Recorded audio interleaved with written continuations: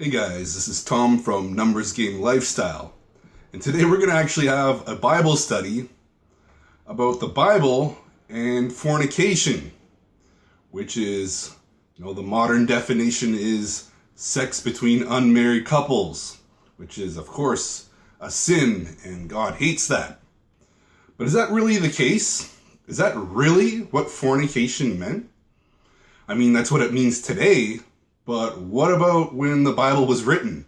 What about before the Bible was written? What about closely after the Bible was written? What about then? Because something strange happened. I came across videos that questioned the whole definition of fornication many, many years ago.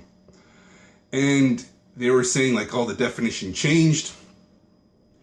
And I couldn't accept it. I fought so hard against it for many years. I'm like, no, that's a complete lie. It's obvious that fornication means sex between unmarried couples, and that's just the way it is.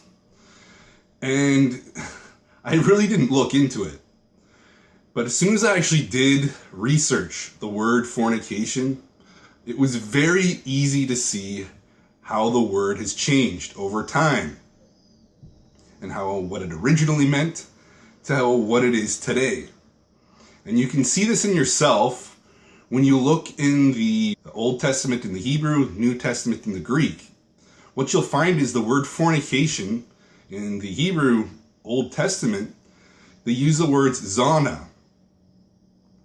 And if you look up zana, the word means to be a harlot, to sell sex. I'm like, well, that's a little weird. That's a little bit different than unmarried couples having sex. And if you look in the Greek, in the New Testament, where fornication is translated, it also means to be a harlot, to be a whore, to be a prostitute, to sell yourself. It says nothing about unmarried couples having sex. So that led me to question okay, this is a little weird. Let's find out more about this word fornication. And you can do this yourself. There's tons of references. There are so many books that describe the etymology of fornication, the history of the word fornication, and how it has changed. And surprise, surprise, wouldn't you know it, the word fornication originally meant prostitution, where prostitutes hung out, brotheling. It's where, people went to see prostitutes, which is a little bit different than sex between unmarried couples, don't you think? So it leads me to believe that, why? Why would they change that? It's actually pretty simple. The change happened fairly recently. They can't nail down the exact time period of when the definition changed, but it occurred around Elizabethan era, which is fairly recent. It's the 1600s or something. So it's not that far, in the past. But the word originally meant the same thing in Hebrew Bible, Greek, the Greek Bible, Old Testament, New Testament. They all meant prostitution. And the Latin word that's fornication derived from meant prostitution. And I'll show you this. I'll show you the history of how it was changed.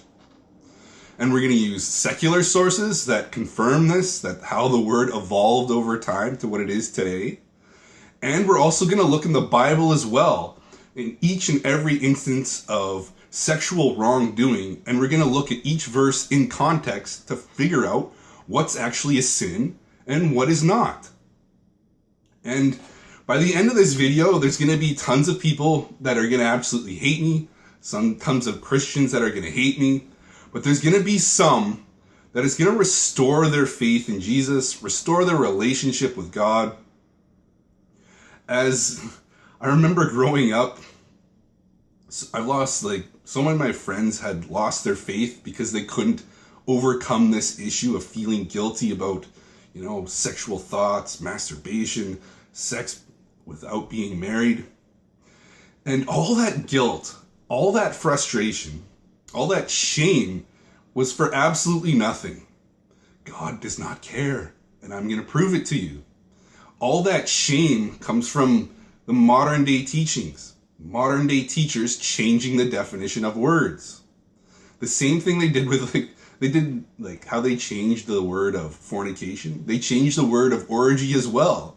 Orgy originally meant, secret rites, ceremonies dedicated to certain Greek gods and Roman gods. It had nothing to do with sex. But if you look at the modern day dictionary of orgy, it'll say like group sex and, a bunch of people getting together and having sex. That's not the original definition of the word.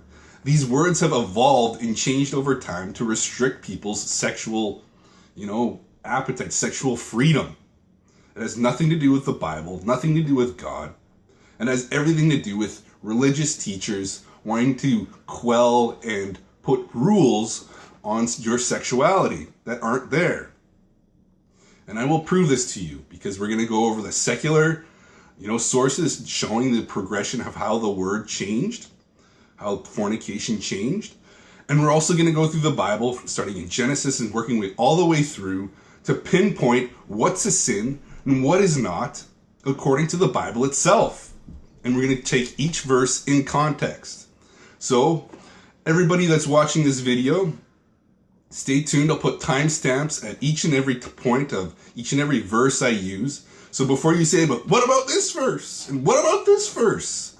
I'm going to have you covered. So strap yourself in and let's get into the history of the word fornication.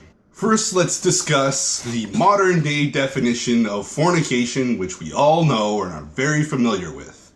What does it say? Voluntary sexual intercourse between two unmarried persons. Yeah, it's pretty consistent the whole way through. Okay, so what about the history of the word? What about the etymology, the word fornication? How did it evolve? Let's find out. According to the American Heritage Dictionary of the English Language, 1992, page 715. Fornicate.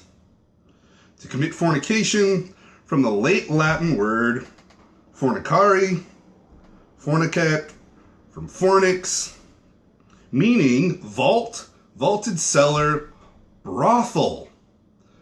Brothel. Sounds a lot like prostitution to me. Let's dig into this deeper. Okay, word history.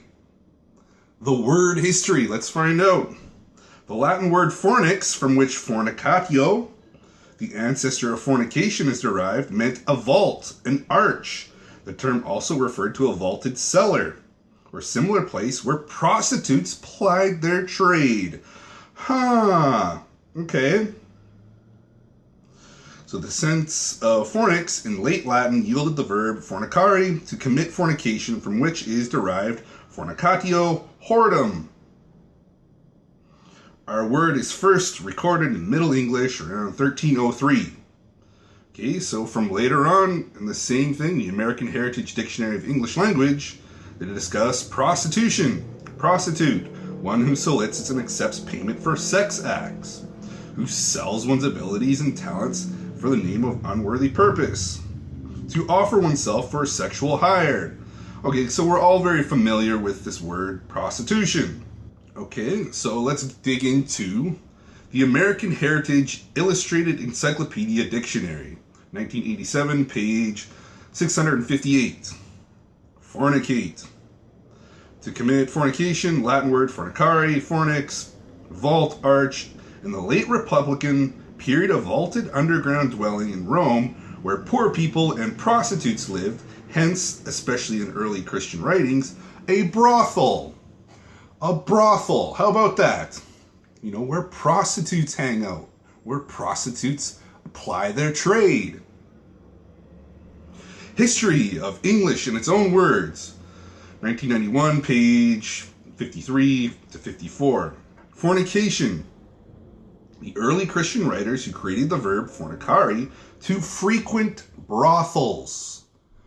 Sounds a lot different than our modern day definition. Around the time of Christ, the poor and prostitutes lived in these gloomy underground dwellings, the latter plying their ancient trade there.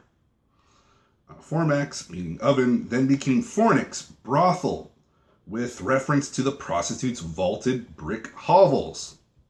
Okay, let's see here. Old French adopted fornication from the late Latin word fornicatium, which shifted its meaning from visitation of brothels to the sex act itself.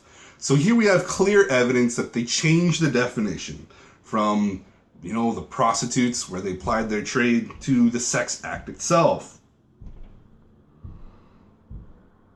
The English verb fornicate, to have unmarried sexual intercourse, is a back formation of fornication and was not used until the late Elizabethan era. So here we have clear evidence that they changed the word from the prostitution to, unmarried sex. Dictionary of Euphemisms and Double Talk, 1981, page 106. Fornication is distinguished for having unusually piquant etymology. It comes from fornix, the Latin word for arch or vault. The Roman brothels, it seems, were built underground with arched ceilings. Because of this, fornix acquired the additional meaning of brothel. To frequent brothels became fornicari, and the noun for the act followed naturally.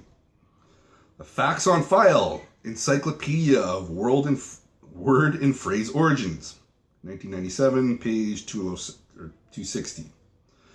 The word comes from Latin fornix for arch or vault, since brothels in ancient Rome were often in caves or underground arches. Not always, they were sometimes even located in bakers' ovens. Fornix became the Latin for brothel, which eventually became an English word, fornicate. Okay, so we're seeing this over and over again. The original word meant the prostitutes plying their trade. Okay, let's even look at Webster's word histories. Merriam-Webster, 1987, page 182. Fornicate.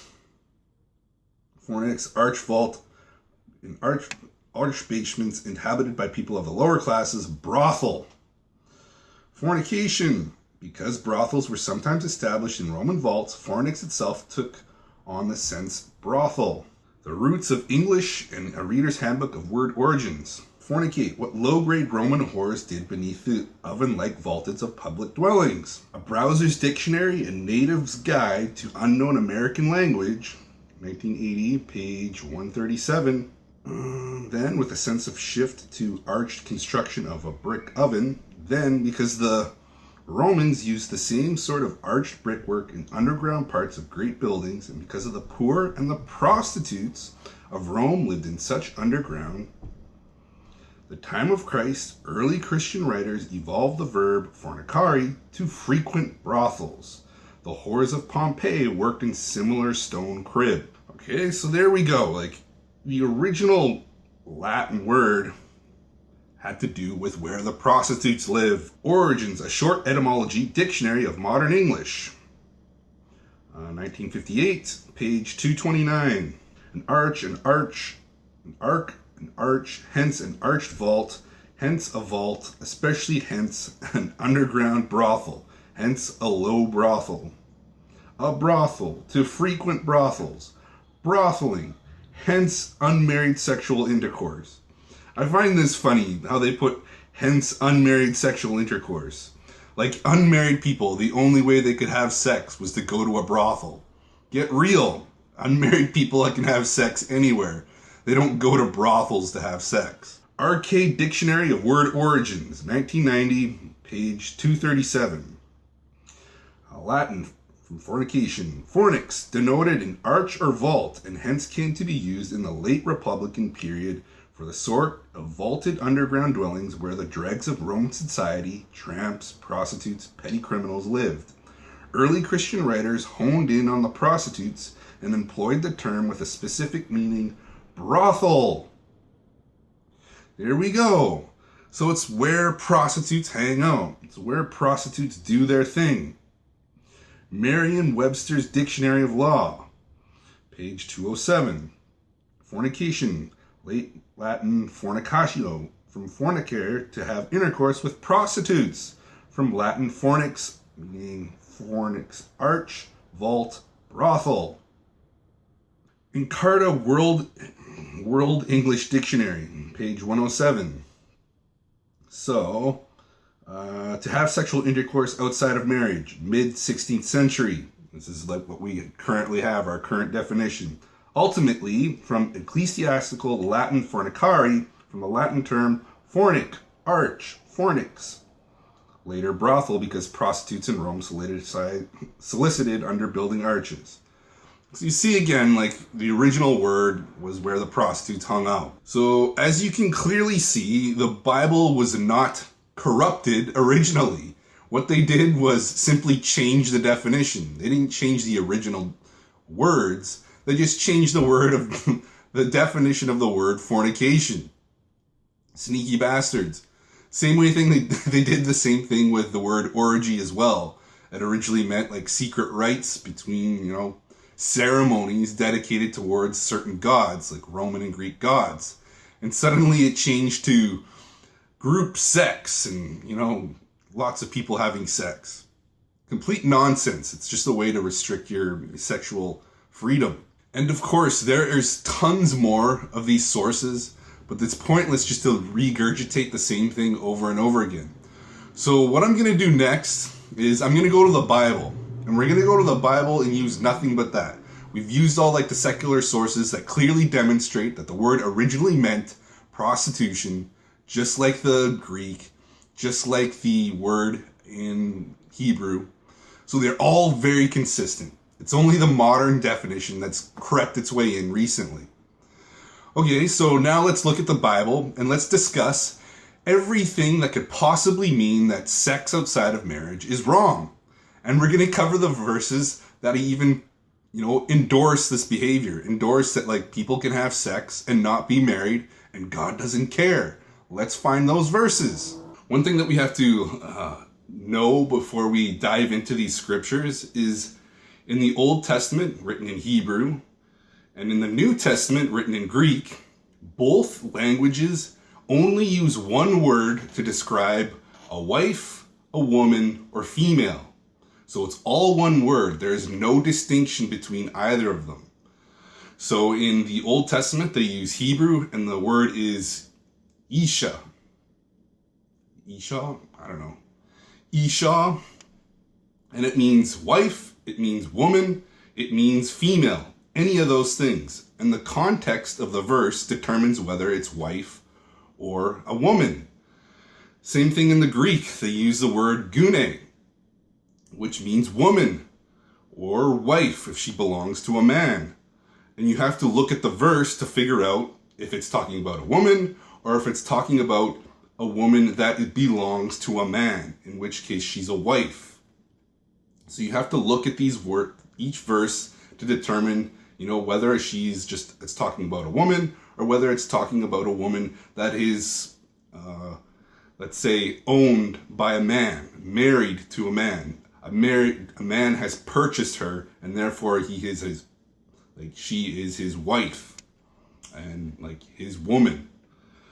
Okay, so let's first dive into so many modern day Christians believe that as soon as you have sex with a woman, you are married to her. She is your wife.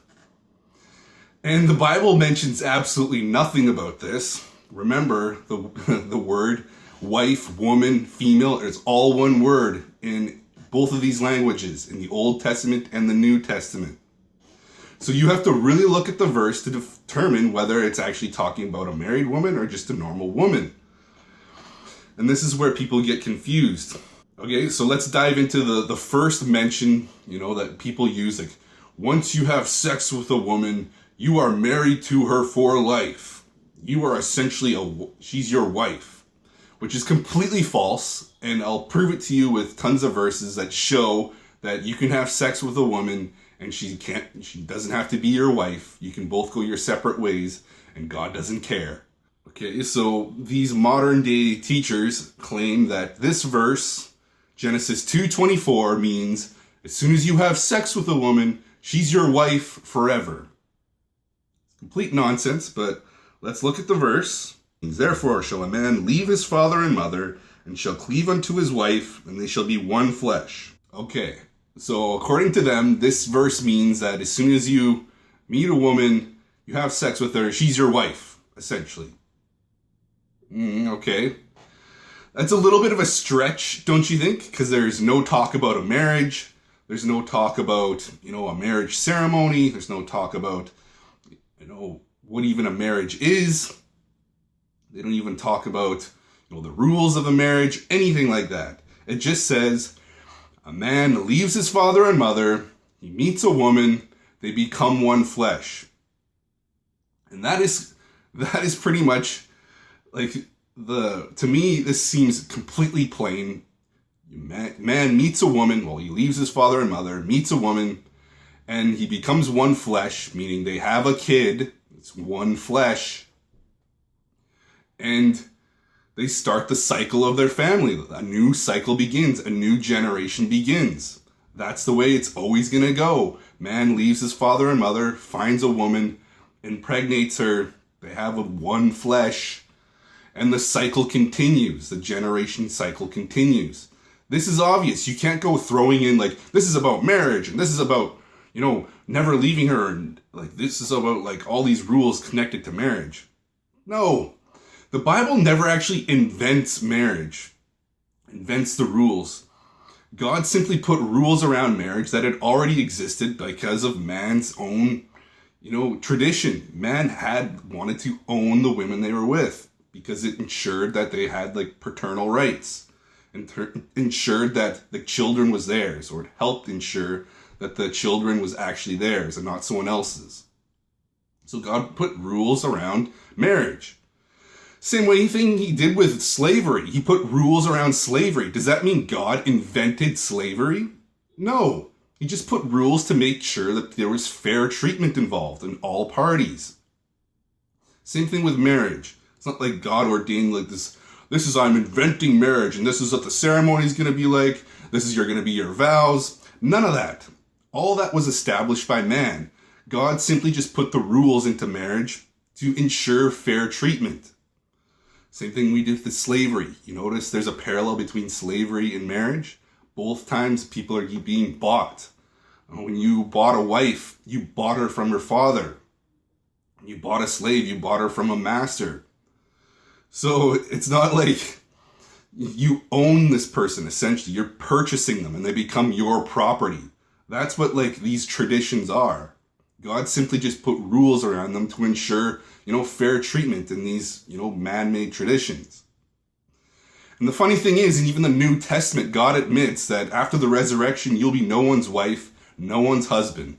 So there will be no marriage in the resurrection. So what does that say? Does God really think highly of marriage as this devout thing when the angels aren't even married? Get real. We're going to get to that verse as well. We're going to go over marriage and what Jesus himself says about marriage. All right, the next verse we're going to go to is in Genesis 38, verse 6, where we're talking about Onan. The first guy, the Bible mentions him spilling his seed on the ground to avoid impregnating a woman. And some, theologians claim that this is about seeking your own pleasure is wrong, seeking your own sexual pleasure is wrong, spilling your seed on the ground is wrong, when it really has nothing to do with the sex act itself. Well, let's read the verse. And Judah took a wife for his firstborn, whose name was Tamar. And Judah's firstborn, was wicked in the sight of the Lord, and the Lord slew him. And Judah said unto Onan, Go unto thy brother's wife, and marry her, and raise up seed to thy brother. And Onan knew that the seed should not be his. And it came to pass, when he went in unto his brother's wife, that he spilled it on the ground, lest he should give seed to his brother. And the thing which he did displeased the Lord, wherefore he slew him also. So there you have it. What he did was, instead of impregnating his brother's wife, that he was supposed to do to give her an heir, to give her a son, he faked it. He just, ejaculated on the ground. He nutted on the ground. And why was this such a big deal? Does God not like birth control? Does God not like, having sexual pleasure or anything like that?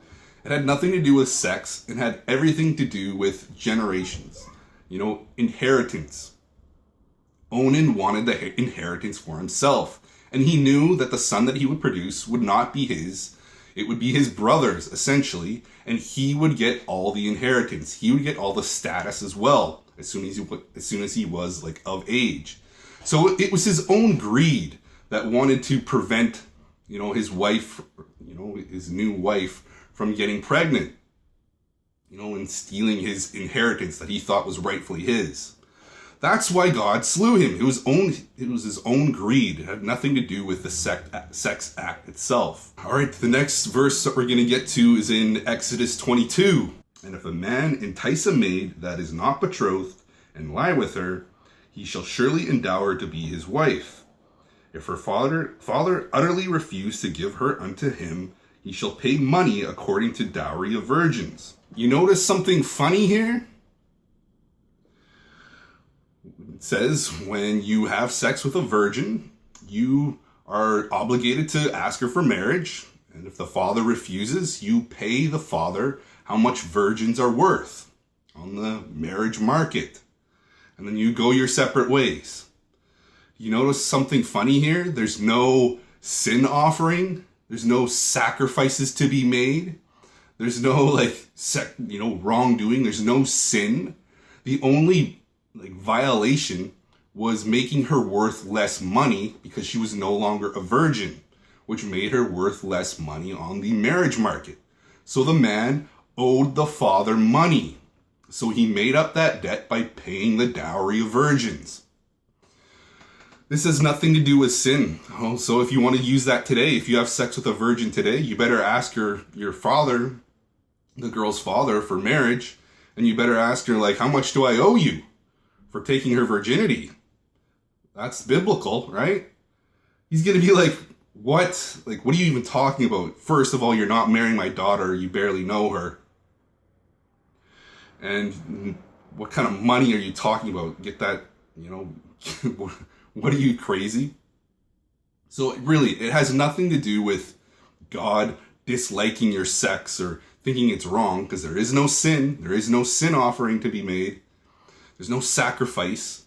All that's required is to pay the money that you owe the father to make up for taking her virginity and making her worth less money on the marriage market. That's it. That's it. There's no sin. It's just, you have to make sure that you're not stealing money from the father, making her worth less money.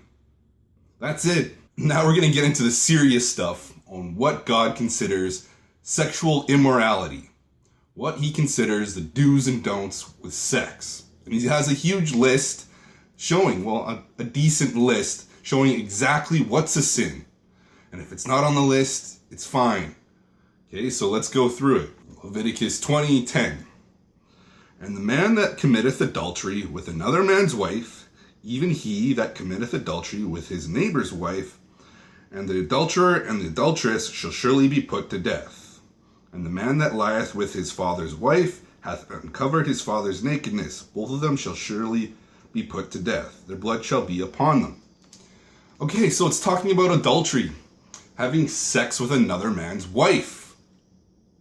Yeah, worthy of death.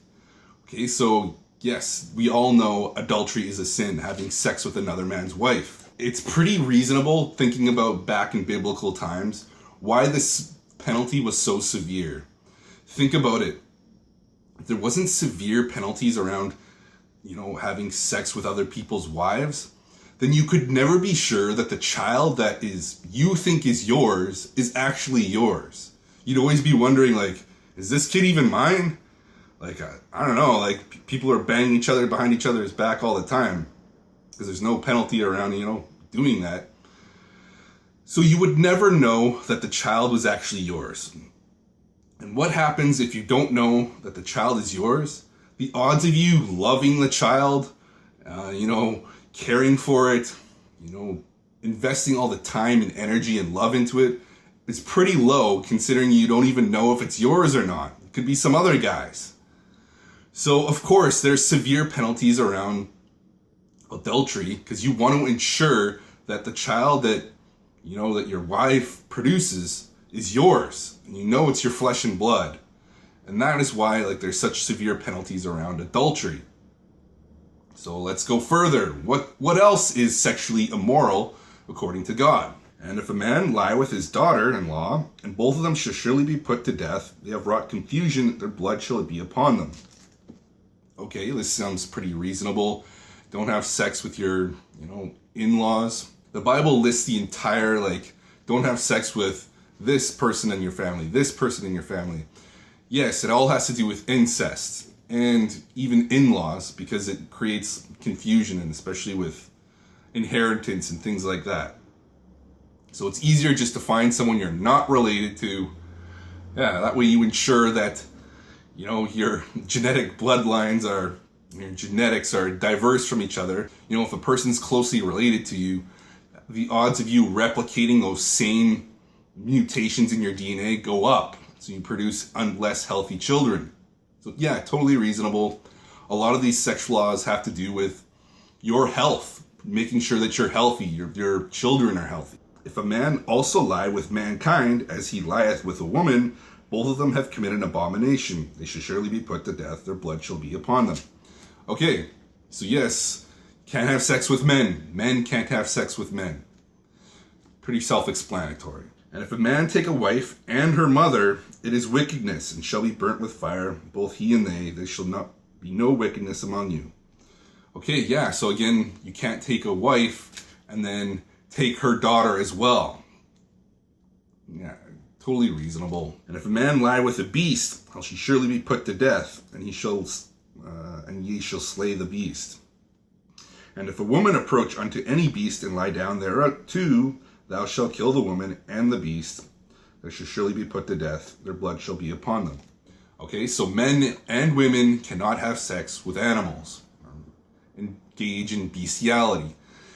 Totally reasonable. To ensure that your health, the odds of you, contracting some kind of weird STD go up dramatically, I would assume, by having sex with animals, and then passing that on to your community, potentially wiping them out. Yeah, pretty big deal. Totally understandable why there's harsh penalties around this. Next, the Bible lists, it goes on to list all the incest laws about, relatives that you can't have sex with. Again, totally reasonable.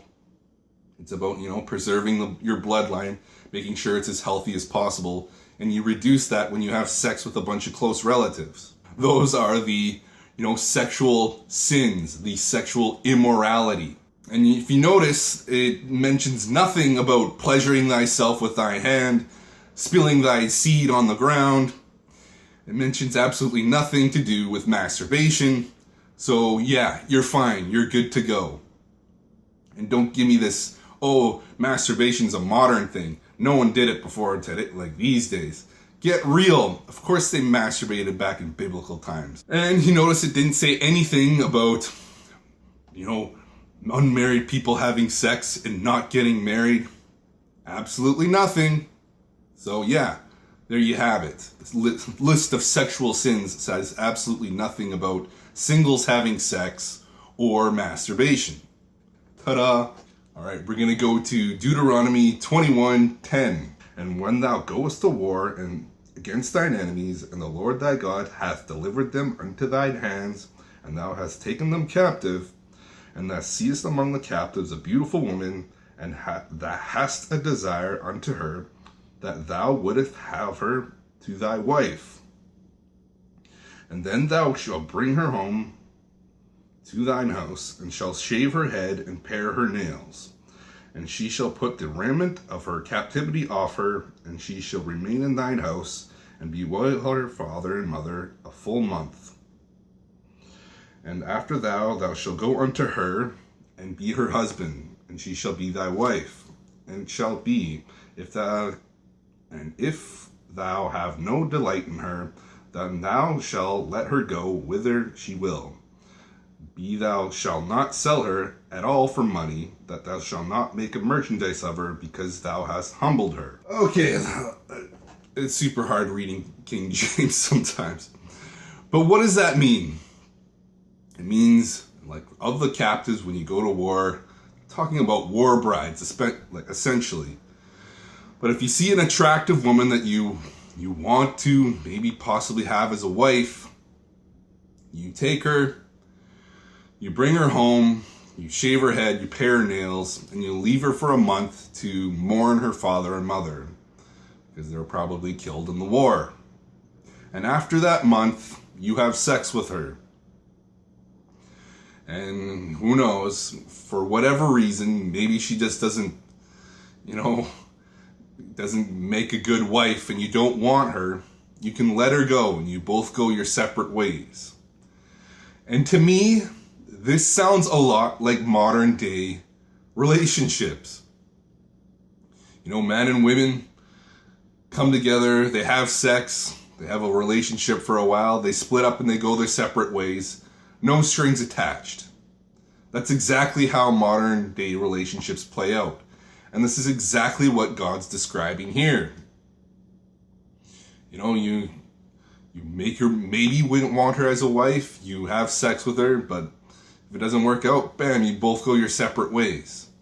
This sounds, I hate to say it, but it sounds a lot like modern day definition of fornication. God's just giving instructions on how to commit fornication, not literally. This is because the definition of fornication has changed. It's been corrupted recently. The original definition of fornication is, prostitution. And what it's describing here is exactly how modern day relationships play out. And it is not fornication. It's perfectly allowable to God to have sex with a woman and you both go your separate ways. This is exactly what it's describing. So yes, it's not a sin for singles to have sex and then not be married. You are not obligated to marry a woman if you have sex with her. All right? So let's put this whole singles can't have sex. You need to be married in order to have sex. Or once you've had sex, you're married to that woman. No, it says if she doesn't work out, you let her go and you both go your separate ways. No strings attached. That's exactly the way God describes, following the exact instructions of God. Okay, so let's put to bed this whole once you have sex with a woman, you're married for life. Or only married people can have sex. Get real. What is it describing here? You're going against God's word. Okay, the next one we're going to go to is in Deuteronomy. Deuteronomy 22, verse 13. And if any man take a wife, and go in unto her, and hate her, and give occasions of speech against her, and bring up an evil name upon her, and say, I took this woman, and when I came to her, I found her not a maid. Then shall the father of the damsel and her mother take and bring forth the tokens of the damsel's virginity unto the elders of the city in the gate. And the damsel's father shall say unto the elders, I gave my daughter unto this man to wife, and he hateth her. And lo, he hath given occasions of speech against her, saying, I found not thy daughter a virgin. And yet these are the tokens of my daughter's virginity. And they shall spread the cloth before the elders of the city. And the elders of that city shall take that man and chastise him. And they shall immerse him in 100 shekels of silver, and give them unto the father of the damsel, because he hath brought upon an evil name upon the virgin of Israel, and she shall be his wife, and he may not put her away all his days. But if this thing be true, and the tokens of virginity be not found for the damsel, then they shall bring out the damsel to the door of the father's house, and the men of her city shall stone her with stones that she die, because she wrought folly in Israel to play the whore in her father's house. So shall put evil away among you. Here we have a guy marrying a woman, and he doesn't like her for some reason. So in one case, he says, look, I found she wasn't a virgin. I want my money back, kind of thing. And it's up to the father and mother, if it finds out that it's true and there is no sign of her virginity, meaning there's no bloody garments after the fact, then they stone the girl. And at first glance, it looks pretty severe, but it is not, considering what's at stake. because she's not a virgin and she essentially tried to trick the man, now he knows, like, he doesn't even know if, like, she basically tried to cuck him. Meaning, like, perhaps raise another man's child and make it think that the child is his. So yes, this is why there's such a severe penalty around that. They want to ensure that when they have sex with someone, like with their wives, that they're producing offspring that is theirs and not someone else's. And this girl basically tried to trick him, meaning like, yeah, I'm a virgin. Child is totally yours, even though it could be some guy in another tent down the way. So yes, this is why it's such a severe penalty, because it's essentially adultery. It's like, yes, I'm marrying you, but I've had sex with men before you, and I could be pregnant from one of those guys. Whereas if she would have been upfront and said, notice there's no penalty for women that are not virgins getting married. If she would have been saying, like, look, I'm not a virgin, like, up front, there's no penalty. It's the fact that she lied and tried to, like, con him into believing that she was a virgin. On the other side, if she does turn out to be a virgin, and it's the guy's fault, basically just, like, soiling her name for no good reason, then he's forced to pay money and never divorce her in all of her days.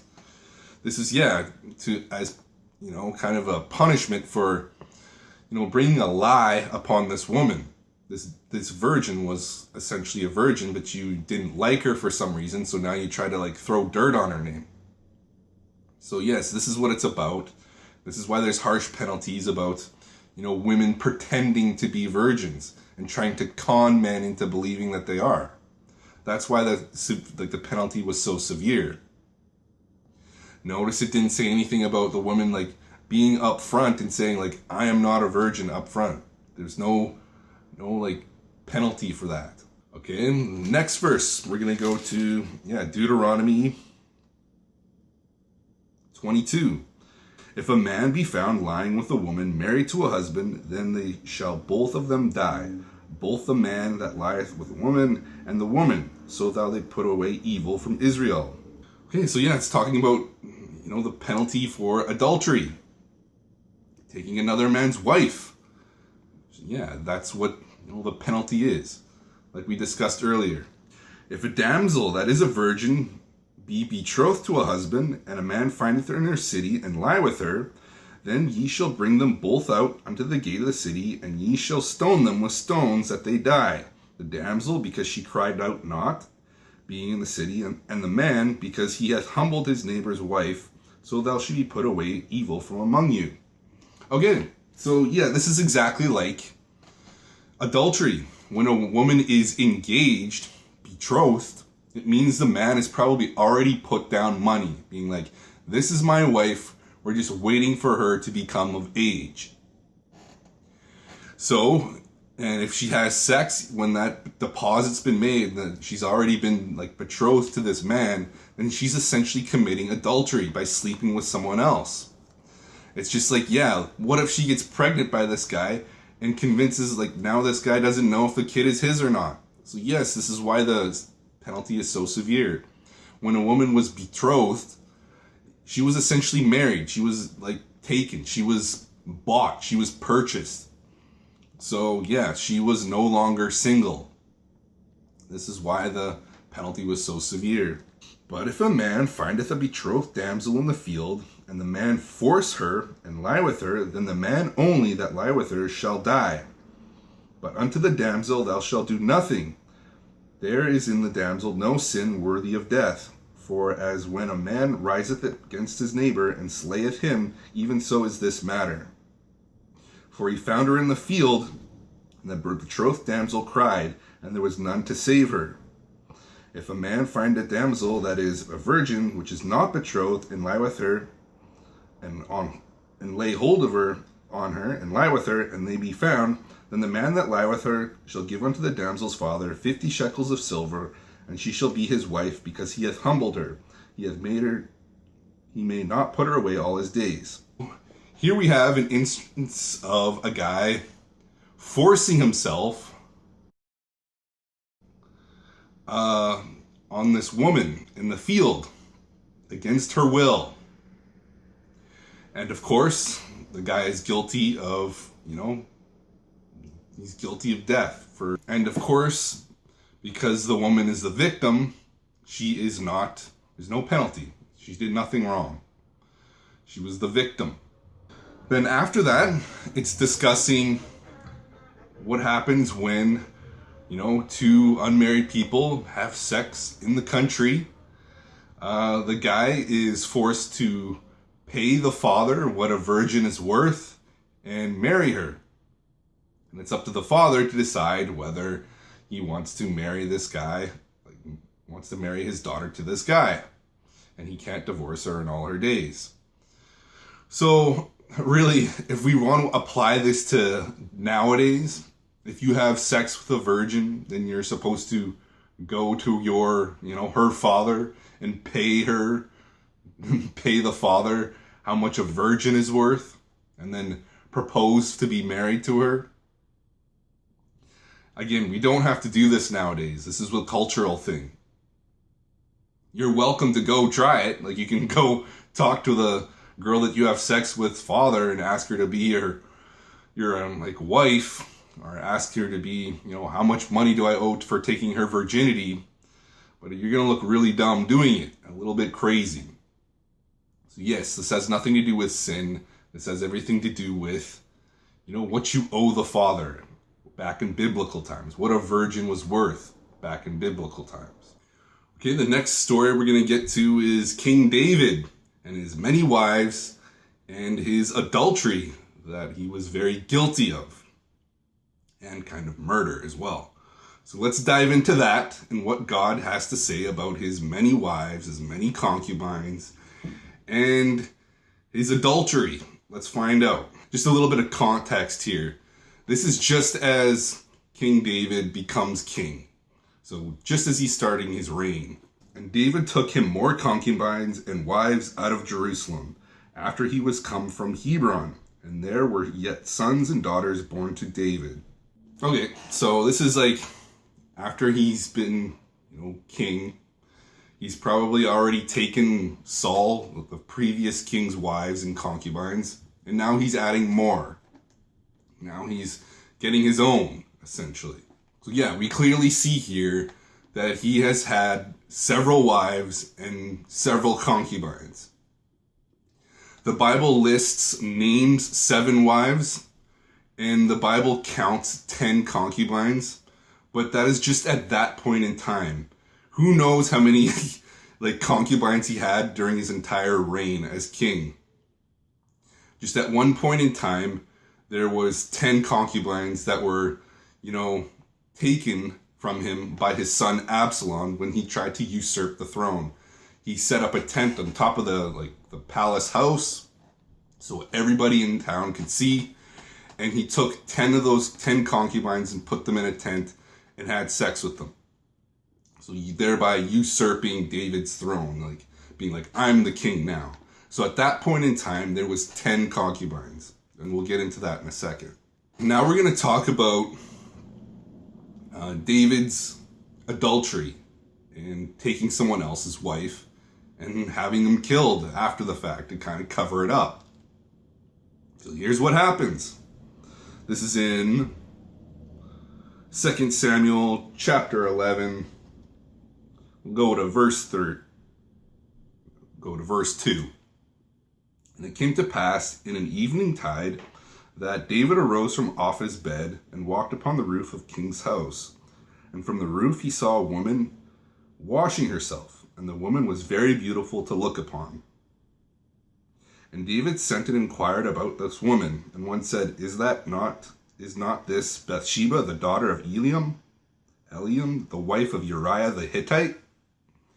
Okay, as we can see here, this is adultery in the heart. He looked upon someone else's wife and decided, I want her. I'm going to take her. This is exactly what Jesus is talking about when you look on someone else's wife and desire to take her for yourself. This is textbook. This is exactly what's happening. He looks upon another man's wife and says, I'm going to take her. I don't care if she's someone else's wife. I don't care if she belongs to someone else. I'm going to have her. This is adultery in the heart. When you look on someone else's wife, and you desire to have them.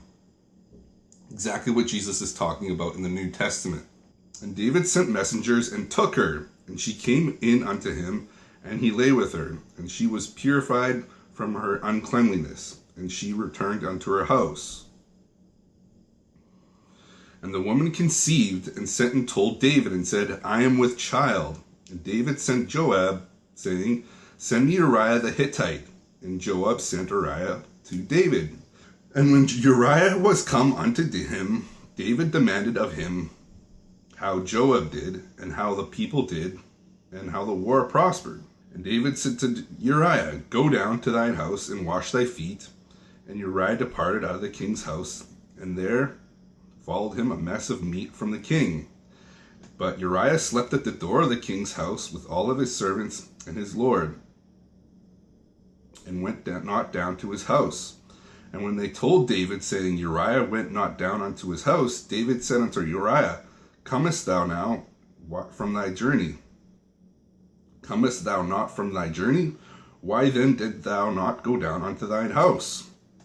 And Uriah said unto David, The ark and Israel and Judah abide in tents, and my lord Joab and the servants of my lord are encamped in the open fields. Shall I go then into mine house to eat and to drink and to lie with my wife?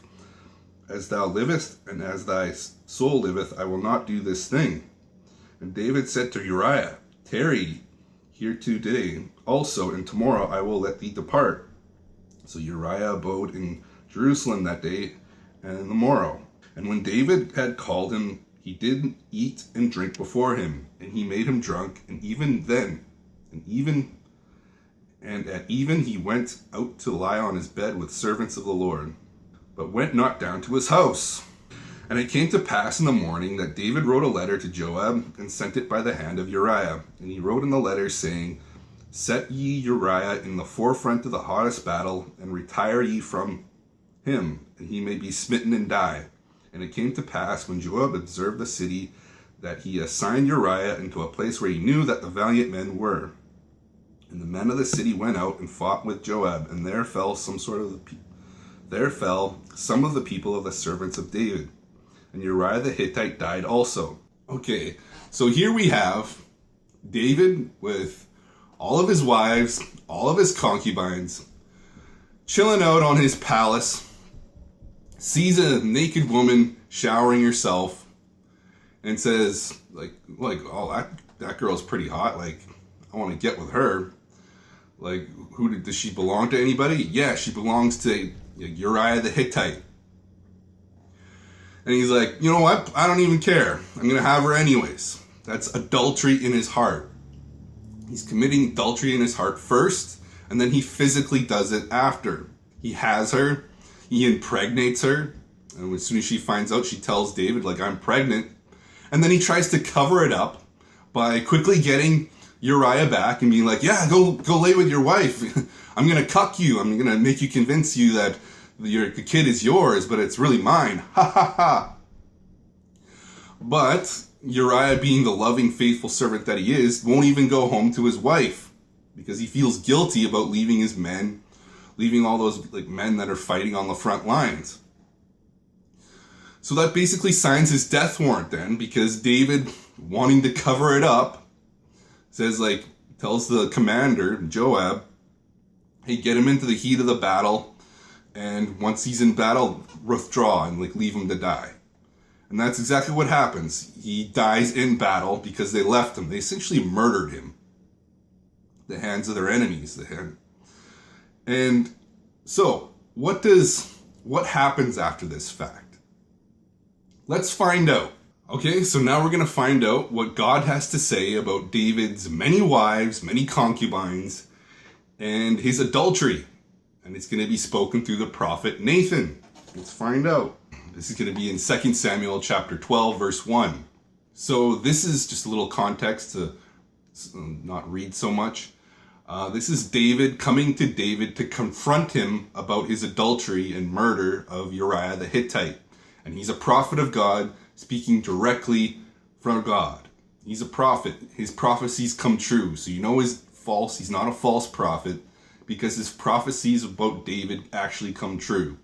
So this is God talking to David from the words of Nathan. 2 Samuel chapter 12, verse 8. So this is what he says. I gave unto thee thy master's house and thy master's wives into thy bosom, and I gave thee the house of Israel and of Judah, and if that had been too little, I would, moreover, had given unto thee such and such things. So here he's saying, look at all I've given you. I've given you the kingdom of Israel, the kingdom of Judah, all of the previous wives, all the previous concubines, even the ones that he took out of Israel, like for himself, or took out of Jerusalem himself. So give him all these women. Why did you feel the need to take someone's wife? I would have given you more women if you would have asked for it. I would have given you more, expanded your wealth even more. We know he's talking about women here because he's confronting him about the adultery. That's what his sin was. So he's specifically talking about the women that he has. Like, look at all the women I gave you. What made you think, what caused you to want to take someone else's wife when you have the entire kingdom of Israel available to you? And I would have given you so much more. You could have had so many more women. I would have been fine with that. But no, you had to have someone else's wife, and that was his sin. And that snowballed into the murder of Uriah. Some people will claim that we're not really talking about women here. We're talking about the kingdom. I would have expanded the kingdom. Totally bogus. This verse is about the adultery. He's confronting him about his sin, saying, why did you take someone else's wife when I could have given you any other woman in the entire Israel? Provided that they're not already someone else's wife. You have the entire kingdom available to you, with tons of women available to you. You could have had any woman in all of Israel, but no, you had to have this guy's wife. That's what he's confronting him about. And that's his major sin. So don't give me this nonsense about, God doesn't really want you to have sex with a lot of women. Really? He just said I would give you more, and he already has lots of women. It's the fact that he wanted to take someone else's woman for himself. That is adultery. That was his sin. It wasn't having sex with a lot of women, because God clearly says, I would have given you more women if that's what you would have wanted. You had all these women available to you in all of Israel, but no, you wanted some guy's wife, some poor guy's wife. So now let's find out what Nathan prophesies the result of his adultery. Wherefore thou hast despised the commandment of the Lord to do evil in his sight, that thou hast killed Uriah the Hittite with the sword, and hast taken his wife to be thy wife, and hast slain him with the sword of the children of Ammon? Now wherefore the sword shall never depart from thine house, because thou hast despised me, and hast taken the wife of Uriah the Hittite to be thy wife. Thus saith the Lord, Behold, I will raise up evil against thee out of thine own house, and I will take thy wives before thine eyes, and I will give them unto thy neighbor, and he shall lie with thy wives in the sight of the sun. For thou didst secretly, but I will do this before Israel and before the sun. And David said unto Nathan, I have sinned against the Lord. And Nathan said unto David, The Lord also hath put away thy sin, thou shalt not die. Howbeit, because of this deed, thou hast given great occasion to the enemies of the Lord to blaspheme. The child, and also that is born unto thee, shall surely die. And Nathan departed unto his house. And we know Uriah is a prophet of God because everything that he prophesies occurs. The child dies. His own son tries to usurp the throne by having sex with his concubines on the roof of a house where everybody in Israel can see, which we'll get to those verses in a second here. So yes, the prophecies come true, and you know he was speaking through God. God was speaking through Nathan. So let's find the prophecy coming true in the next verses. This is in 2 Samuel chapter 16, verse 22. And so they spread Absalom a tent upon the top of the house, and Absalom went unto his father's concubines in the sight of all of Israel. So yes, the prophecy comes true. His own son tries to usurp the throne by putting up a tent, putting all of his concubines in the tent and having sex with them in front of all of Israel to see, kind of humiliating David. Okay, so after that, David returns to his kingdom and he finds out what Absalom did to his concubines. Let's see what happens next. So this is 2 Samuel chapter 20, verse 3. And David came to his house at Jerusalem, and the king took the 10 women, his concubines, whom he had to keep his house, and put them inward, and fed them, and went not into them. So they were shut up until the day of their death, living in widowhood. So here we find out that at this point in time, he had 10 concubines that he left at home. And during his entire reign as, king, there's no telling how many concubines he had throughout his years. Because at this point, he puts 10 of them away, the 10 that, Absalom had. And no doubt he replaced them with someone else because he basically just shut them off and left them to themselves without seeing them again. So obviously he went and got more concubines after that. So this whole notion of David really didn't have that many women, or God didn't really like that he had lots of women. Absolutely nothing there in the scriptures that supports that. Okay, so let's go on to the next. Okay, now we're going to talk about the Bible's biggest playboy, King Solomon, with his 700 wives and 300 concubines. It's a busy man. Well, let's discuss what was his folly. What was his major screw up? Was it because he had so many wives? Let's find out.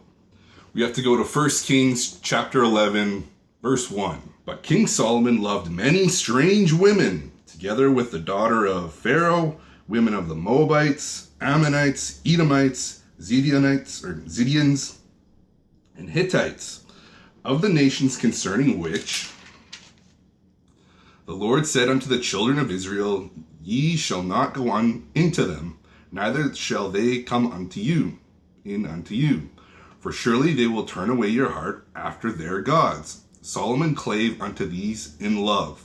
And he had 700 wives, princesses, and 300 concubines, and his wives turned away his heart. For it came to pass when Solomon was old, that his wives turned away his heart after other gods. And his heart was not perfect with the Lord his God, as was the heart of David his father. So Solomon went after Ashtoreth, the goddess of the Zidonians, and after Milcom, the abomination of the Ammonites. And Solomon did evil in the sight of the Lord, and went not fully after the Lord, as did David his father. Then did Solomon build up a high place for Chemosh, the abomination of Moab, in the hill that is before Jerusalem, and for Molech, the abomination of the children of Ammon. And likewise did he for all his strange wives, which burnt incense and sacrifices unto their gods. And the Lord was angry with Solomon, because his heart was turned from the Lord God of Israel, which he appeared unto him twice. And he commanded him concerning this thing, that he should not go after other gods, but he kept not that which the Lord commanded. Wherefore the Lord said unto Solomon, Forasmuch as this is done of thee, and thou hast not kept my covenant and my statutes, which I have commanded thee, I will surely rend the kingdom of thee, and I will give it to thy servant. So God repeatedly says over and over, it's because he turned his heart to other gods. These wives of his all served other gods. That's like you marrying a Satanist and then going and erecting a shrine for her to go worship in. Yeah, kind of a big deal, kind of a problem. So yes, this is exactly what he did. He had all these wives worshiping all these different gods, and he built altars and these places, these shrines for them to worship at, and he actually did it himself. He pursued their gods with them. So of course God was furious. That's not the plan. Notice it had nothing to do with like the number of wives. It was because the women were strange. The women were strange women that were served other gods. So yes, you shouldn't, join into relationships with people that serve other gods.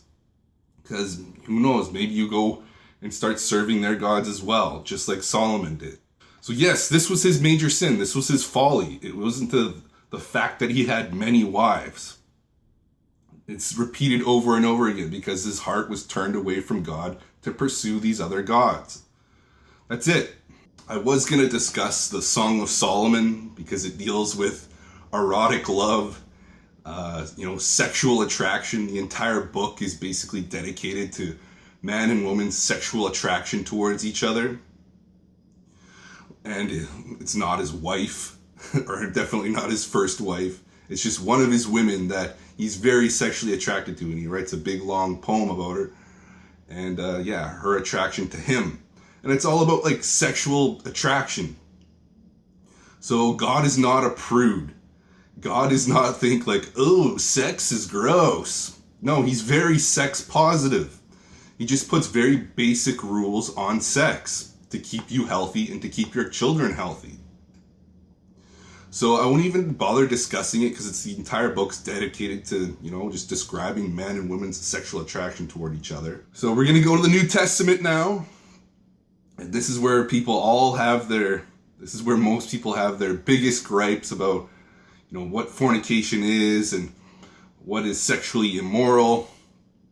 Well, let's dive into it. And what you'll notice when Jesus, in the New Testament, most of his conflict is with the scribes and Pharisees of the day, the teachers. And why is that? It's because they added so many traditions and rules that God never commanded himself. Over and over again, he runs into them with their dumb traditions that God never commanded. He just made up, they just added rules to oppress people. Similar to what's happened today in terms of your sex, your sexuality. Today, they've added rules that were never there in the first place. Sex outside of marriage, you're only allowed to have sex within marriage. Everything else is fornication. No, not according to the Bible's definition, and not according to secular sources that shows that the definition has changed recently. It's only in the 16th century that the word fornication changed to mean sex outside of marriage. Okay, so let's confirm this by going through the New Testament the whole way through. The word that they use in the New Testament is porneia, for fornication. And of course, it means harlotry. It means whoredom. It means to sell yourself. It can also mean figuratively, there is you can say it means sexual immorality as well, because there's instances where it talks about people doing things that are, unlawful sex, essentially. But what is unlawful sex? We already know this. If we go back to Leviticus, God lists all the sexual sins that are unclean, that make you unclean, that are abominations. And guess what? Single sex is not one of them. Never mentioned in the Bible. So you can toss that right out. We're going to the big verse first. This verse caused me a lot of hardship because I misinterpret it like pretty much everyone else does. Okay, Matthew 5:28. But I say unto you that whosoever looketh on a woman to lust after her hath committed adultery with her already in his heart. Wow. At first glance, like I did, like everyone does, that sounds like you cannot look on a woman and want to have sex with her, be sexually attracted to her, without it being considered adultery. But wait a minute, what is adultery? Adultery means sex with another man's wife.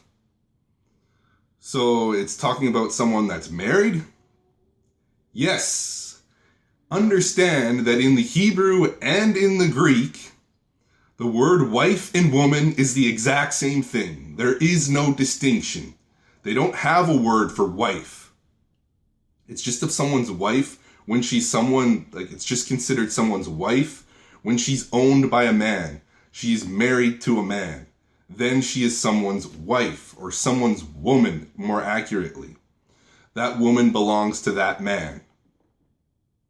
So they don't even use the word wife. They use the word woman. So that's his woman. So, in the Greek, they use the word gune, which is woman or wife, depending on how you're going to translate it, and the context determines whether it's a wife or woman. But in the Greek, it would just be considered his woman. That's why God says, when you look upon a woman and lust after her, you have committed adultery, meaning you have sinned, you have had sex with this other man's wife. You have taken another man's wife. This is exactly what David did on the top of his temple when he saw Bathsheba running naked or bathing naked. And he said, oh, he finds out that she belongs to a man, Uriah. He's like, who cares? I'm going to still have her. That is adultery in your heart. When you look upon another man's wife and desire to take her for yourself. It's not any woman. It's not any sexual attraction. If that was the case, every relationship in the entire world would be based in sin.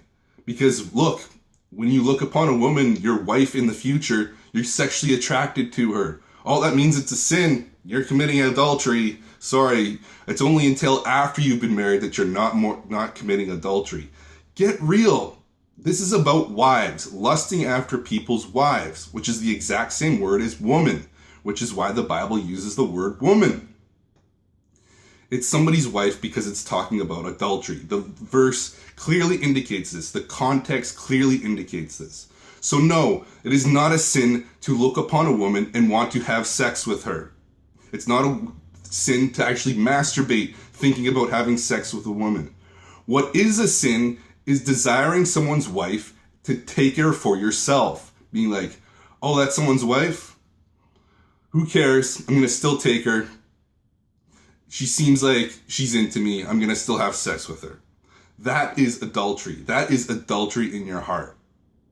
Enough said. Matthew 19:3. The Pharisees also came unto him, tempting him, saying unto him, is it lawful for a man to put away his wife for every cause? And he answered and said unto them, have you not read that he which made them at the beginning made him male and female, and said, for this cause shall a man leave father and mother, and shall cleave to his wife, and they twain shall one flesh. Wherefore they are no more twain, but one flesh. And therefore God hath joined together, let not man put asunder. And they said unto him, why did Moses then command to give a writing of divorcement, and to put her away? And he said unto them, Moses, because of the hardness of your heart, suffered you to put away your wives, but for the beginning it was not so. And I say unto you, whosoever shall put away his wife, except it be for fornication, and shall marry another, committeth adultery. And whoso marrieth her which is put away doth commit adultery. His disciples said unto him, if the case of the man be so with his wife, it is not good to marry. And he said unto them, all men cannot receive the same, save they to whom it is given. For there are some eunuchs, which are so born from their mother's womb, and there are some eunuchs which were made eunuchs of men, and there be eunuchs which have made themselves eunuchs for the kingdom of heaven's sake. And he is able to receive it, let him receive it. Then they were brought unto him little children, and he put forth his hands on them and prayed, and the disciples rebuked them. But Jesus said, suffer little children, and forbid them not to come unto me, for such is the kingdom of heaven. So he's talking about two, like a man and woman come together, become one flesh. This is obviously talking about children. This flesh is never a figurative, imaginary thing. Flesh always means flesh and blood, physical. One flesh means you produce a child. That's half you, half the woman. This is clear. He even discusses eunuchs right after the case. He's like, not everybody needs to marry. Look at the eunuchs. The eunuchs do not get married. Why? Because they have no children. They can't produce children, so they never marry. They can still have sex. They're fully capable of having orgasms and ejaculating. Like, they can't produce children, so they never get married. That's why he specifically mentions eunuchs as saying, like, they don't have to get married. They don't get married. And then the children show up, and he's like, look, like, these the kingdom of heaven. He's not saying like everyone should be a eunuch, because right away a child comes up, and he's like, look, like, these are what the kingdom of heaven is made for. So he's happy, like, children are a blessing. He's not saying like no one should ever have kids. Everyone should be like a eunuch, never get married, never have kids. But it's clearly showing marriage is for kids. Marriage is for a family. Eunuchs don't get married because they don't produce children. So if you out there have no desire to have kids, then you really have no use for getting married as well. Why would you stack up extra rules, extra vows saying like, why would you add extra rules onto your relationship without it? The whole point of being married was to ensure that there was penalty for, stepping outside of the marriage and cheating on your spouse. So it ensured that the couple stayed together. It put an extra penalty for stepping outside the marriage. So why would single people that have no intention of ever having kids ever do that? That's why he mentions eunuchs and saying like they don't get married because they don't have any need for it. And yes, like this is exactly why the whole point of marriage is to keep a family together. And they add extra rules saying like if you step outside the marriage and sleep with someone else, you're guilty of adultery and you're kicked out. Even stoned in some cases back in the Old Testament. So yes, like that's why, if you have no desire to like start a family, then yes, you really have no need for marriage, which is what God is clearly saying here. Next, we're going to get into the verse where Jesus talks about marriage and whether or not it occurs after you're dead in the resurrection. This is in Matthew 22, verse 24. This is the Sadducees asking Jesus some questions about marriage, saying, Master, Moses said, if a man die, have no children, his brother shall marry his wife and raise up his seed unto his brother. Now there were with us 7 brethren, and the first, when he had married a wife, deceased, and having no issue, left his wife unto his brother. Likewise the second also, and the third, until the 7th. And last of all, the woman died also. Therefore, in the resurrection, whose wife shall she be of the 7? For they all had her.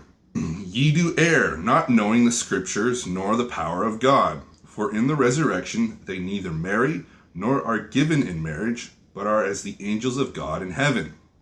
So here we see that marriage itself is more of a man-made tradition. God put rules around those traditions to ensure fair treatment, but it was a man-made tradition. Same thing like when you're in heaven, you are no one's wife, you are no one's husband. What does that mean? Like, I thought we were married forever. Marriage was for like death and, even after death. Well, guess what? Like after the resurrection in heaven, you won't have a wife. You won't have a husband. You'll be free, essentially. So yeah, this is why it clearly shows that God's ideal is not for you to be married. Because in heaven, the angels aren't married and you won't be married. Now we're going to talk about when Jesus meets the Samaritan woman. And what does he have to say about this woman that had so many husbands and is with a man that's not her husband? Let's find out. So just the context of this verse, Jesus was at a well, waiting to get some water from the well, and he asked this Samaritan woman to go get him some water, to get him a drink. John chapter 4, verse 15. The woman saith unto him, Sir, give me this water, that I not thirst not, neither come hither to draw. And Jesus said unto her, Go call thy husband, and come hither. The woman answered and said, I have no husband. And Jesus said unto her, Thou hast well said, I have no husband. For thou have had 5 husbands, for he whom thou now hast is not thy husband. In thy saith the truth. In that saidst thou truly. Woman saith unto him, Sir, I perceive that thou art a prophet. So, yeah, as he's talking to this Samaritan woman, she wants the living water that he was going to give her that'll last him, never be thirsty. And before he does, he asks about her husband, and she says, like, I don't have a husband. And he basically tells her entire, sexual history, saying, like, you've had 5 husbands in the past, and the man that you're with is no longer is not your husband. Oh, okay. So notice Jesus never says anything about her sin, saying like, oh, sin no more, or don't do this sin. He says absolutely nothing. And Jesus is not shy about confronting people's sin. He tells everybody that they're sinning when they're sinning. But here's this woman who've had like lots of sexual partners, 5 sexual partners, and is with a man that's not her husband. But he's not saying that's a sin. He's not rebuking her and said like, sin no more. And guess what happens? She goes and runs and goes back to Samaria and tells everybody she knows about this guy, like this prophet that, told her entire history. She said like, everything that I've done. Notice she didn't say sin, all of my sins. No, she says everything that I did in secret, essentially. Like, what else would he know unless he was a prophet? So he knew like all of her deepest intimacies. He must be a prophet. So everybody came, like a bunch of people came down, and they believed because, God's teaching. Jesus spoke to them and they believed. And not once in the entire chapter does God say, sin no more, or, sin no more, which is what he does to everybody else that is a sinner that's been caught in sin. But he doesn't say anything. There's no mention of sin in the entire chapter of this woman that's had sex with a lot of men in those days and is with a man that's not her husband. So get this nonsense out of your head that God cares about your, sexual partners. Okay, the next one we're going to go to is in John chapter 5, verse 14. Afterward, Jesus findeth him in the temple and said unto him, Behold, thou art made whole, sin no more, lest a worse thing come unto thee. So some context of this verse is, this is Jesus healing a man of some debilitating, crippling thing. He was a cripple, wasn't able to walk. He just lied on his bed. He healed him and was able to walk. And he told him to pick up his bed and walk home on the Sabbath day, which is a big no-no, where you're supposed to rest. So this was his sin. The Jews caught him carrying his bed around on the Sabbath day. So he went to the temple, and that was his sin that Jesus is confronting him about. Like, technically, you're not allowed to do that. So sin no more. That's the minor infraction that he did. He carried his bed home.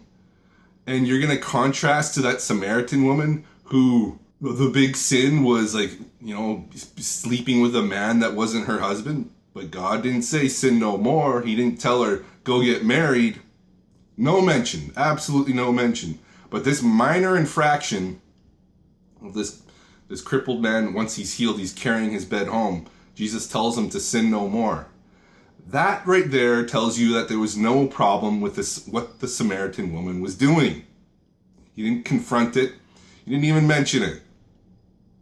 It's our modern day teachers. They're the Pharisees and the scribes of today. They're the ones that say, get married, you're fornicating. Fornicators will never inherit the kingdom of God. These are the modern day scribes and Pharisees of today. Jesus encountered the same kind of woman, a woman that's together with a man that's not married and didn't say anything. Meanwhile, he encounters a guy that just carries his bed home after being healed and says, sin no more. What does that tell you? To further build on this, we're going to go to the next verse that has to deal with this. John chapter 8, verse 3, where he deals with the adulteress. The scribes of today confront Jesus and being like, we caught this woman with adultery with another man. So what should the penalty be? Should we stone her? And of course, Jesus says, like, whoever has, like, is without sin, cast the first stone. And what does he say after? So we're going to go to chapter 8, verse 10. When Jesus had lifted himself up and saw none but the woman, he said unto her, Woman, where are those thine accusers? Hath no man condemned thee? She said, No man, Lord. And Jesus said unto her, Neither do I condemn thee. Go and sin no more. So here we clearly see that adultery is a sin. She was caught in adultery. And what does he tell her? Go and sin no more. So he is not afraid of confronting people about their sin. Yet he never confronted the Samaritan woman by living with a man that wasn't her husband, sleeping with a man that wasn't her husband. So over and over again, God tells them, sin no more when there is a sin involved. So yes, obviously there was a sin involved here with adultery, so he confronts it. But there was none with the Samaritan woman. Compare and contrast. Basically, he's telling like his followers on how to teach the gospel to all the Gentile nations that they're going to spread out to. So yeah, Paul was all about the Gentiles. So he instructs them on what they should teach them, what they should stress in terms of do's and don'ts. We're going to go to Acts 15:28. For it seemed good to the Holy Ghost and to us to lay upon you no greater burden than these necessary things, that ye abstain from meats offered to idols, and from blood, and from strangled things, and from things strangled, and from fornication, from which ye keep yourselves. Ye should do well, fare ye well. Okay, so he's talking about, meats strangled, meats offered to idols, fornication. And you have to understand that all the Gentile nations, every nation throughout history besides the Jews, they all practiced temple prostitution, dedicated to fertility gods. So they had prostitutes dedicated to certain fertility gods that they would go to worship. They'd visit these prostitutes and they would worship these fertility gods by having sex with these prostitutes. And so this is something to really keep in mind. We're going to confirm this later when Paul talks about like going to see a prostitute or going fornication and like your body's a temple. Anyway, we're going to get to that verse where it specifically stresses temple. Temple. And temple is where like all the Gentile nations practiced their, prostitution, their fertility prostitution, dedicated to foreign gods. So this is why like everything that he's stressing is stressing, foreign gods, like meats offered to idols, from blood, from things strangled, then fornication. So this is again stressing, serving other gods, whatever like the Gentile nations do to serve their other gods, have no part in it. And if you want to say that porneia, the word for fornication, the Greek word for fornication, means sexual immorality, yeah, I would agree. That's in the Greek, it seems to be a broad word, meaning like any kind of sexual immorality. But what's sexual immorality? We know this because God gave us a list in Leviticus of what exactly is wrong, what exactly is sinful sex. And guess what? It has nothing to do with singles having sex. It has nothing to do with masturbation. It has everything to do with, bestiality, like incest, things like that. Taking another man's wife, adultery. Okay, so we already know what sexual immoral according to God is. And it has nothing to do with singles having sex. So let's dig deeper as he mentions fornication more and more throughout the Bible. Next, we're going to get into Corinthians. And the Corinthians really seem to struggle with fornication a lot. And why is that? Well, if you look at other secular sources about Corinth, you'll realize it's like the red light district of that part of the world where people come to enjoy prostitutes. Specifically temple prostitutes that are dedicated to the Greek god Aphrodite, the fertility goddess, the goddess of love. And according to Strabo, the Greek geographer, I believe he was a geographer, they had a temple where thousands, like 1,000 girls, were prostitutes. In this temple, 1,000 girls worked in this manner to gather funds for their deity. Cypriot women, called prostitutes, were forced to act as prostitutes for Aphrodite, and these women acted as surrogates to Aphrodite in that through these sexual activities they were generating fertility for Cyprus. So the true definition of fornication comes out.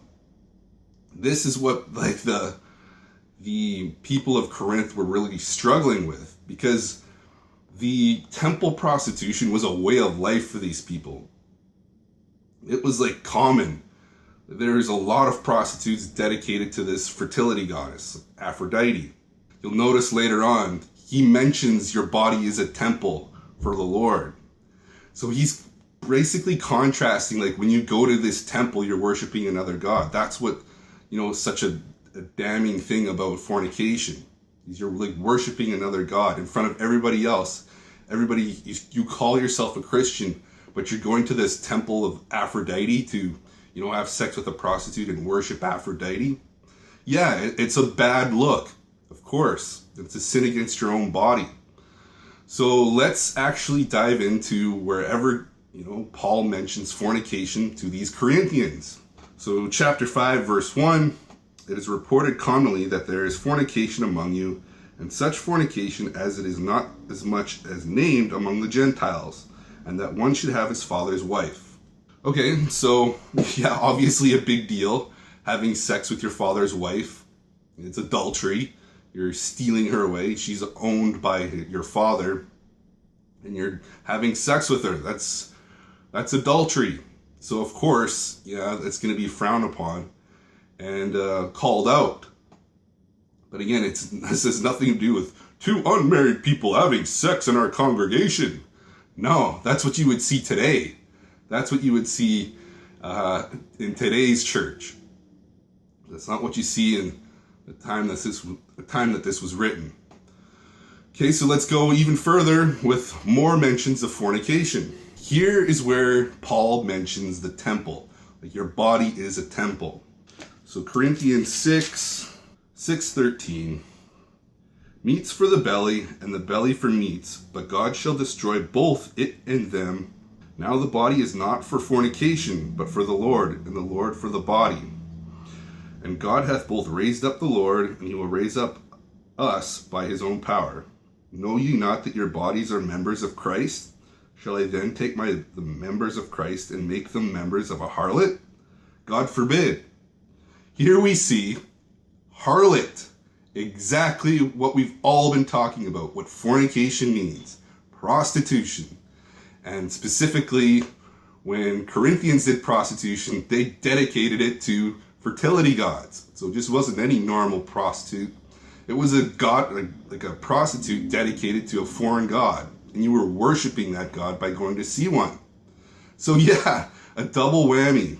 What? Know ye not that he which joined to a harlot is one body? For two, saith he, shall be one flesh. But he that is joined into the Lord is one spirit. Flee fornication. Every sin that a man doeth is without the body, but he that committeth fornication sinneth against his own body. What? Know ye not that your body is the temple of the Holy Ghost, which is in you, and which you have of God, and ye are not your own? For you are bought with a price, and therefore glorify God in your body and your spirit, which are God. Okay, so yeah, when you go and see a prostitute that's dedicated to another god, you are worshiping that other god. According to them, like that's how they worship. And yeah, it's kind of a big deal. Like you've got the god is in your temple, like in his temple, so you have no like right to be going to a temple dedicated to a foreign god and joining yourself to a prostitute dedicated to another god. So yes, this is the big deal about fornication. This is exactly what fornication means throughout the Bible. And this is why it's such a grievous sin. You're sinning against your own body. Now we'll get to Corinthians chapter 7, the one that everybody goes to in terms of this is what fornication means. This is what, in order to avoid fornication, you must get married. Well, let's read the verse and let's find out. So chapter 7, verse 2, nevertheless, to avoid fornication, let every man have his own wife, and let every woman have her own husband. This is pretty obvious. To avoid being tempted to go see temple prostitutes dedicated to Aphrodite in Corinth, it's easiest just to get married to one woman. That way you're never single, you're never worried about getting laid, never looking around being tempted, because you always have a wife to go home to and, have sex with. So you're not tempted to go, I should really visit those, I'm really horny, I want to visit those temple prostitutes and commit fornication with them. No, it's easiest just to get married. That's what he's saying. Find a wife. And yeah, that way you have a steady outlet for your passions. So it has nothing to do with sex outside of marriage is fornication. No. Sex outside of marriage is not fornication. Fornication is temple prostitution, especially when it's dealing with Corinthians, where that was the norm. Paul discusses, should people get married? Should virgins get married? Should widows get married? This is Corinthians chapter 7, verse 6. But I speak this by permission and not of commandment. For I would that all men were even as myself. But every man hath his proper gift of God, and after this manner another after that. I say therefore to the unmarried and widows, it is good for them if they abide even as I. But if they cannot contain, let them marry, for it is better to marry than to burn. This is the one verse where I'm like, oh man, this is totally about you should get married. But notice this is Paul's own, suggestion. It's not his commandment, it's his, recommendation. And he wishes everybody was like him, a total zealot that wasn't interested in marrying women. He was totally sold out for preaching the gospel and doing God's plan. And he says it himself. This is I'd wish you'd be do it as I do, but hey, do what you want. It's up to you. There's no penalty for you wanting to get married and have a relationship with someone. And first, you notice he's talking about widows. Have you ever met, of course widows want to get married. What widow would not want to get married? Do you know how much it sucks to be a woman in those days with no man to rely on or provide for? No man that provides for and takes care of them? Of course they want to get married. That's why they burn to get married. It's a passion. They desperately want to get married. And it also talks about the unmarried as well.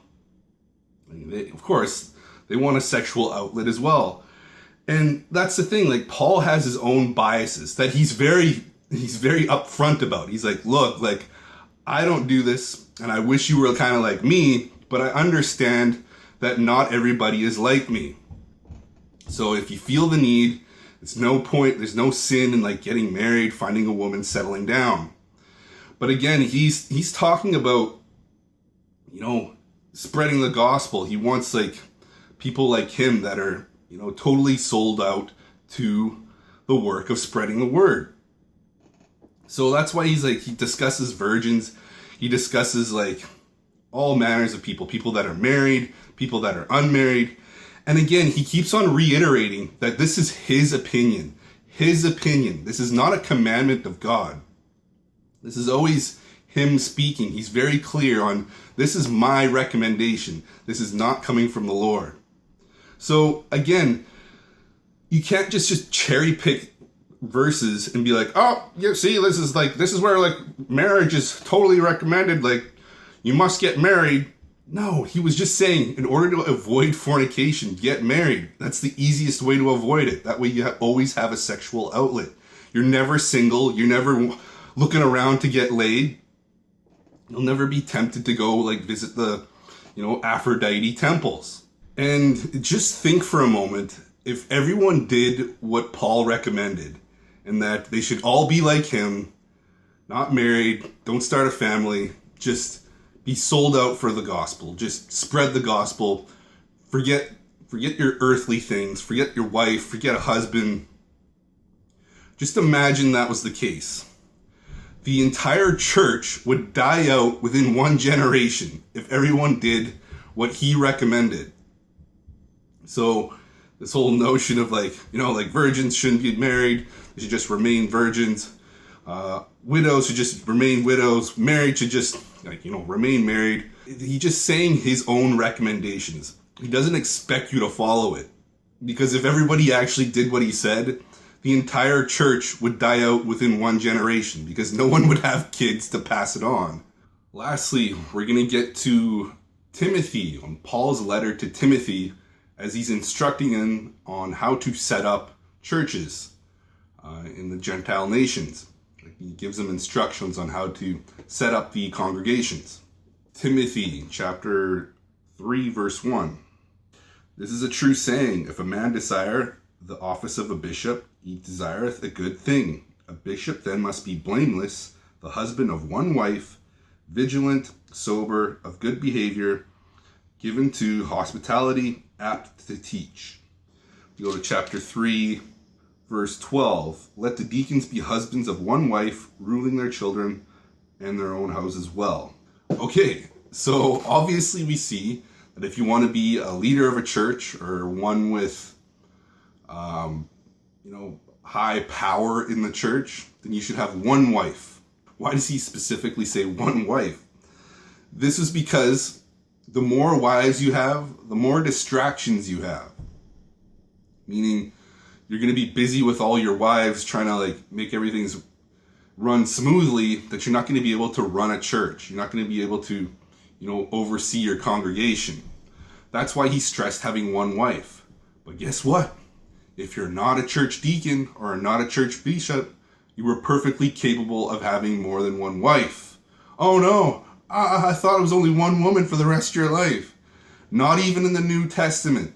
Not even like a strict zealot like Paul says you could have more than one wife unless you wanted to be like a church deacon or a church bishop. So get this whole notion that in the New Testament they only had one wife. Wrong. A lot of them had more than one wife. So get this whole notion of you're only allowed one woman and God doesn't like it when you have more than one. It clearly shows that he's stressing if you want to be a leader of a church in which you have the responsibility to take care of the entire congregation, you should only have one wife. Because there's going to be, if you have more than that, there's going to be more distractions, more problems. Okay, so now we're going to get into Hebrews chapter 13, verse 4. And this is his letter to the Jews. Obviously, it's Hebrews. Marriage is honorable in all, and the bed undefiled. But whoremongers and adulterers God will judge. Okay, so is it saying single people that are having sex that are unmarried, they'll be judged? No, it's talking about whoremongers. People that visit whores. People that visit prostitutes. Which is what we were saying from the beginning, that fornication means prostitution. This is, exactly falls in line. And of course he calls out adulterers as well. Obviously we know that's a sin. Taking another man's wife, ruining their marriage, is a sin. We all know this. But it says nothing about singles having sex or anything like that. He's talking about, people visiting prostitutes and people having sex with other people's wives, taking other people's wives for yourself. So yeah, this pretty much concludes what we've been saying from the very beginning, which is the original definition of fornication is not singles having sex, unmarried people having sex. It is prostitution. It's selling yourself. It's visiting prostitutes. It's being a prostitute. And it's adultery as well, taking someone else's wife for yourself. And finally, I'll just tag this on at the end, that in the Old Testament, fornication is used a lot to mean, in a figurative sense, pursuing other gods, chasing after other gods. That's what, like, Israel, what God was always rebuking them for, chasing after, committing fornication with other gods by chasing after them. And that's the same thing that happens in Revelation when they mention fornication. It's about people pursuing other gods, leaving God and pursuing another one. That is what, like, fornication means. In those verses, it means a figurative sense of, like, cheating on God. All right, so that comes to the conclusion of fornication. It clearly does not mean sex between singles. It clearly means sex with prostitutes, usually dedicated to other gods, like all the other foreign nations did. You know, selling yourself for sex. Sex is supposed to be free. Sex is supposed to be, you know, you're free to make your decision. Where a lot of these prostitutes, especially the ones in the foreign, like, Gentile nations, were forced into it. They were slaves, forced into being prostitutes. So yes, a huge faux pas, a major no-no. And why that was such a grievous sin is because you were serving another god by visiting these prostitutes as well. And yes, if you want to argue that it's like a broad sense of sexual immorality, yeah, I believe that. Like, you could say that because in the Greek, there's a kind of a broader meaning to it. But we know what sexual immoral things are. God gives us a list. That is what they considered sexually immoral when all that list of sexual sins in Leviticus. And it has nothing to do with singles having sex. It's nothing to do with masturbation or thinking about sex or wanting to have sex with women. None of that. All it has to do with is, you know, adultery, like the major sins of, like, incest, bestiality, you know, temple prostitution, all those, like, major things that we don't do today. That's completely, well, most people don't do today. All right, so that's the video. Thanks for watching. It's a long one to get through, but all the bases need to be covered. I covered them all. It does not mean it's not a sin to fornicate, because the definition has changed in the 16th century. You're not seeing temple prostitutes, so you're not committing fornication. You're just single people having sex like they did in the Old Testament, and God said it was perfectly fine. So, yes, let's put this whole notion, this Puritan doctrine to rest. And move on with our lives, having sex guilt-free, without shame, and it's going to rejuvenate your relationship with God. I guarantee it. No more guilt for this, like, doctrine of man that's been, this Puritan ideology that's been forced on us. All right, guys, that's the video. Thanks for watching.